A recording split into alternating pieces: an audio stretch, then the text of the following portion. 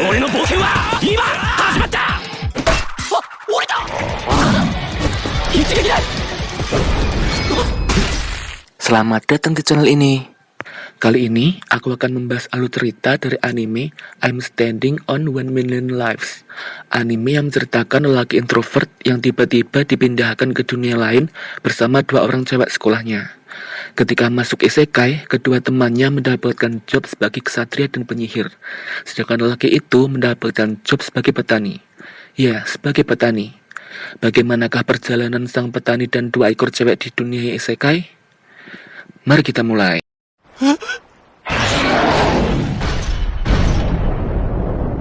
Scene diawali dengan seorang lelaki yang sedang membantai para goblin di malam hari.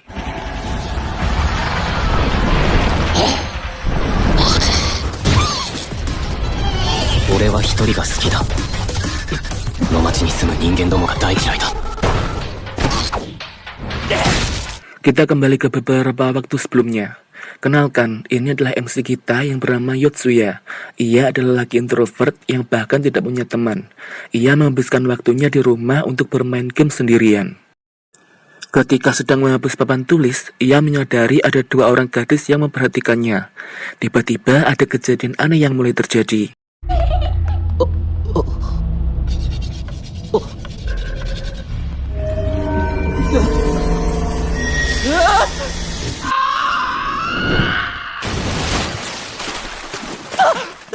Ketika ia terkirim ke isekai, dua orang gadis tadi muncul.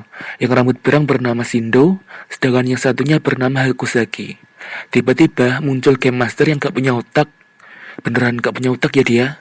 Game Master itu memberikan quest kepada mereka bertiga dan akan memberikan job kepada Yotsuya. Sedangkan Shindo sudah mendapatkan job sebagai penyihir angin dan Hakusaki sebagai prajurit pedang. Ketika Game Master memutar pilihan job, ternyata Yotsuke mendapatkan job sebagai petani. Shindo bercerita bahwa ialah orang pertama yang masuk isekai. Setelah selesai melakukan quest dan kembali ke dunia asal, ia disuruh oleh Game Master untuk berteman dengan Hakusaki. Ketika Shindo kembali ke isekai, Hakusaki pun ikut muncul di isekai.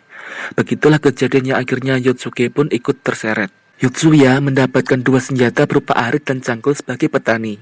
Dan tiba-tiba goblin hijau muncul. Dengan menggunakan skill yang ampas, mereka pun bertarung.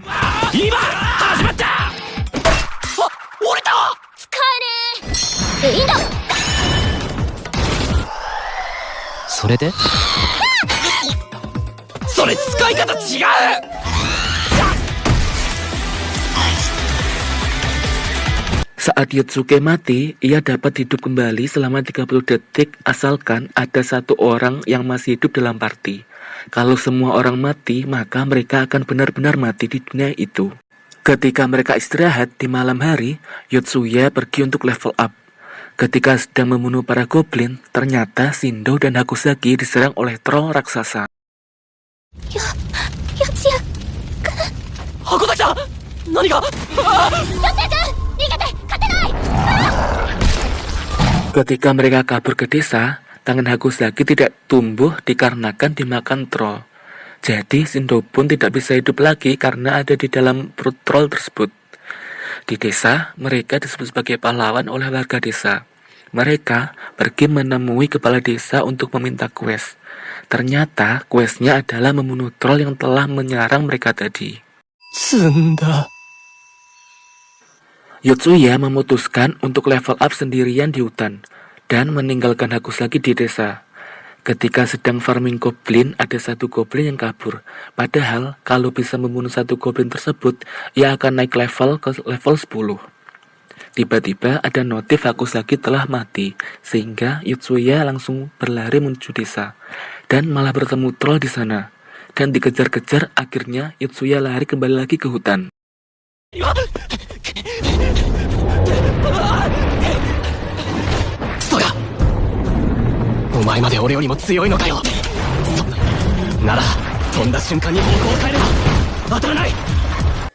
Ketika putus asa dikejar-kejar troll, ia bertemu dengan goblin yang menjadi buruannya tadi. dan langsung membunuhnya sehingga ia mencapai level 10. Dan Game Master pun datang serta mengundi job baru yang akan Yotsuki dapatkan. Yotsuki malah ganti job menjadi koki dan mendapatkan skill baru yang bisa melihat organ dalam dan juga mendapatkan pisau dapur, sehingga ia langsung membelah perut troll itu yang menyebabkan perutnya bocor sehingga Shindo dan Hakusaki bisa keluar dari dalam perutnya. Dan mereka pun bekerja sama untuk mengalahkan troll itu. 勝った筋肉かさそれが分かったところで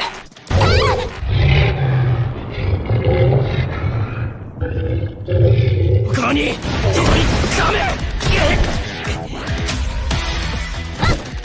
一気に空気を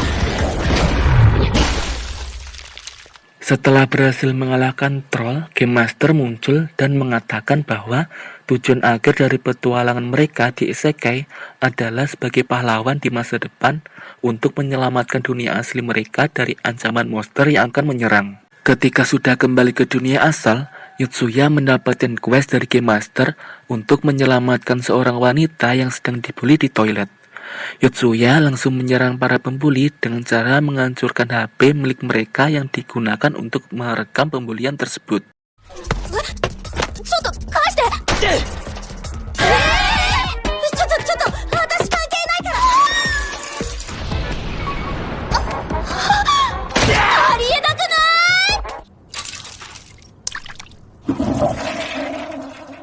Ketika misi menyelamatkan selesai, 2 minggu kemudian mereka kembali masuk ke Isekai plus cewek berkacamata yang kemarin diselamatkan Yotsuya dan menjadi player keempat yang join dalam partian tersebut. Ia mendapatkan job sebagai penyihir api. Dan karena anggota party bertambah, maka tingkat kesulitan respawn dari kematian ditingkatkan, yang awalnya 30 detik menjadi 40 detik. Dan mendapatkan misi baru untuk menjelajahi 5% peta dalam waktu 40 hari. Tiba-tiba ada serangga raksasa yang jatuh dari langit. Dari dalam badannya muncul kelabang yang melemparkan bola larva serangga yang menyepong muka mereka. Attakai. Shinta! Boleh? Dangobashi! あんなに勇気出してエスコートしたのになんでかっこよくなかったんださあこれは Ketika mereka kembali ke desa, ternyata desanya sudah hancur dan sudah tak berpenghuni lagi. Kemudian, ada bapak-bapak lewat sembari mengatakan akan ada turnamen bela diri di kota Kortonel dan berhadiah 3 ekor kuda. Cocok sekali dengan keinginan mereka untuk menjelajahi peta Isekai. Ketika menuju ke kota, mereka dicegat oleh para bandit. Dan ketika Yotsuki melukai para bandit, ada notif dari Game Master bahwa penyerangan kepada manusia akan menurunkan kemampuan mereka. Karena Yotsuki sudah melukai mereka, level Yotsuki pun diturunkan menjadi level 8. Mereka akhirnya memutuskan untuk kabur karena tidak ada keuntungan bertarung dengan para bandit. Saat sudah berlari jauh, ternyata mereka baru menyadari Shindo tertangkap bandit. Sehingga mereka bertengkar antara mau menyelamatkannya atau meneruskan perjalanan ke kota untuk ikut turnamen bela diri. Akhirnya Hakusaki dan cewek berkacamata memutuskan untuk menyelamatkan Shindo, sedangkan Yotsuya menuju kota untuk ikut turnamen. Saat perjalanan, Yotsuya bertemu dengan Goblin dan naik level 10 sehingga membuatnya mendapatkan kesempatan memutar untuk mendapatkan pergantian job sekali lagi. Dan lagi-lagi ia mendapatkan job ampas sebagai penyihir organisme.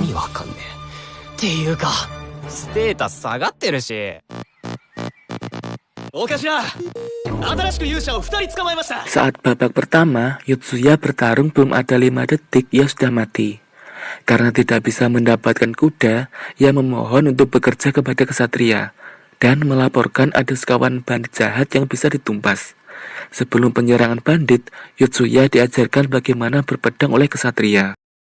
Di saat malam hari, pasukan kesatria mulai melakukan penyerangan ke camp bandit.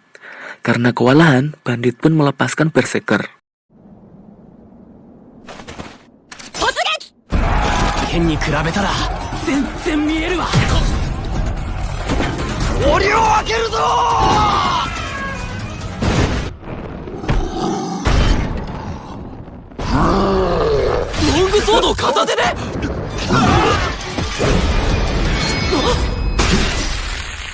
Setelah mengalahkan berserker, Yotsuya menyelamatkan para cewek yang disekap. Dan kesatria menawarkan bantuan untuk ikut dalam perjalanan menuju kota Rada Durbo, sekaligus mengajari mereka latihan berpedang, karena skill mereka yang masih ampas. じゃ出発